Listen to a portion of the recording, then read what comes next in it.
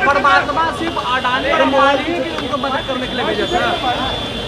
परमात्मा ने प्रधानमंत्री जी को 140 करोड़ देशवासियों को जिस तरीके से गरीब कल्याण की योजनाओं से उनको मुख्य धारा के साथ जोड़ने का काम किया है, ये वो लोग नहीं समझेंगे जिन लोगों ने गरीबी हटाओ के नारे तो देते रहे, पर गरीबी हटाना तो दूर, गरीबों को हटाने के लिए इन लोगों ने रणनीतियाँ तैयार करनी शुरू की। आज मेरे प्रधानमंत्री का साथ क्यों गांव में बैठी वो महिला नहीं देगी जिसके लिए उन्होंने शौचालय बनवाया? क्यों वो महिला नहीं देगी जिनके लिए उज्ज्वला के माध्यम से इन्होंने गैस कनेक्शन देने का काम किया? आज से पहले घर पे बीमारी आती थी तो लोग अपनी ज़मीन गिरवी रखते थे, महिला अपने जेवर बेचती थी। वो परिवार जिनको 5-5 लाख रुपए का आयुष्मान के माध्यम से मुफ्त इलाज मिल रहा है, क्यों वो मेरे प्रधानमंत्री का साथ नहीं देगा? वो 81 करोड़ लोग जिनको प्रति माह 5 किलो अनाज प्रति व्यक्ति हर महीने मिल रहा है, क्यों वो मेरे प्रधानमंत्री का साथ नहीं देगा? वो गरीब किसान जिसको किसान सम्मान निधि के माध्यम से डायरेक्ट बैंक में खाते में उसके पैसा आ रहा है, क्यों वो मेरे प्रधानमंत्री का साथ नहीं देगा?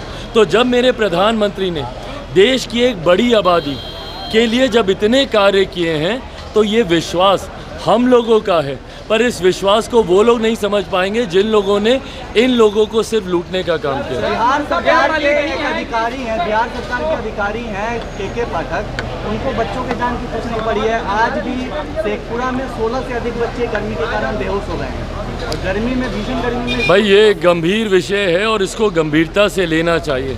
अगर कहीं पे भी कोई लापरवाही है, इस बात को बिहार सरकार सुनिश्चित करे कि ऐसी घटना जिस तरीके से स्वाभाविक है, भाई गर्मी बढ़ रही है और बच्चों के लिए स्कूल में इस तरीके की व्यवस्था होनी चाहिए। अगर छुट्टी की घोषणा करनी पड़े वो भी करनी चाहिए और जो अधिकारी इसमें बाधा हैं उस पर भी कार्रवाई होनी चाहिए। सर, ममता बनर्जी कही है पीएम मोदी को लेकर के कि अगर आप परमात्मा हैं तो मैं आपका पूजा करूंगा, मंदिर बनवाऊंगी, लेकिन आप राजनीति से संन्यास ले लीजिए और समाज को तोड़ना बंद कीजिए। ममता जी के पास अपने राज्य की एक बड़ी जिम्मेदारी है। अपने प्रदेश के लोगों की वो पहले चिंता कर लें।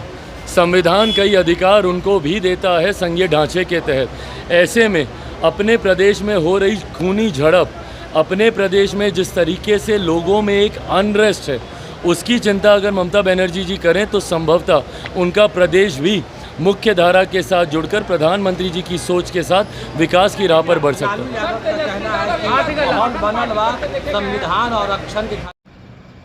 चुनाव में पहली बार राहुल गांधी बिहार आते हैं और फिर से यहाँ पे वही मटन मछली की बात करते हैं। भाई राहुल जी, आप कब इस बात को समझेंगे कि सावन में भी आप मटन ही खाते हैं, चुनाव में एक दिन के लिए आप बिहार सभा करने आते हैं, वहाँ पे भी आप मटन मछली की ही बात करते हैं, और उससे भी ऊपर ये सारे शहजादे और शहजादियाँ अपने अलावा और किसी की बात नहीं करते। इन सब की बातें सिर्फ और सिर्फ अपने परिवार तक ही सीमित है। जो तस्वीर और जो वीडियो ट्वीट किया गया, उस वीडियो में भी राहुल गांधी यानी कांग्रेस के शहजादे और तेजस्वी और मीसा यानी राजद की शहजादियां, बाकी किसी की कोई चर्चा नहीं हुई।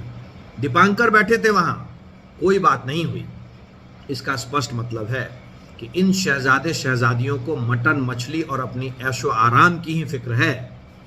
बिहार और देश की इन्हें कोई फिक्र नहीं।